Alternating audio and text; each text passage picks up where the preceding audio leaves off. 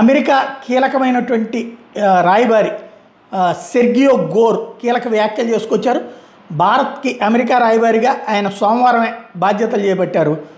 ఇరు దేశాల మధ్య ద్వైపాక్షిక వాణిజ్య బంధాన్ని మరో స్థాయికి తీసుకెళ్లేందుకు కృషి చేస్తానని చెప్పుకొచ్చారు. భారత్ ప్రపంచంలోని అతిపెద్ద దేశం. మా రెండు దేశాల సత్సంబంధాలకు వాణిజ్యం అనేది చాలా కీలకం. వీలైనంత త్వరగా వాణిజ్య ఒప్పందం చేసుకునేందుకు రెండు దేశాల ప్రతినిధులు నిరంతరం సంప్రదింపులు జరుపుతూనే ఉన్నారు.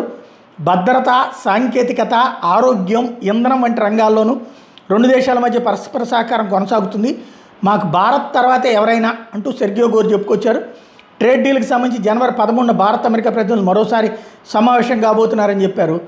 అదే సందర్భంలో మోడీ ట్రంప్ల గ్యాప్కి సంబంధించి మాట్లాడుతూ నిజమైన స్నేహితుల మధ్య విభేదాలు సహజమే, వాటిని పరిష్కరించుకుని ముందుకు సాగేందుకే వాళ్ళు ప్రయత్నిస్తారు.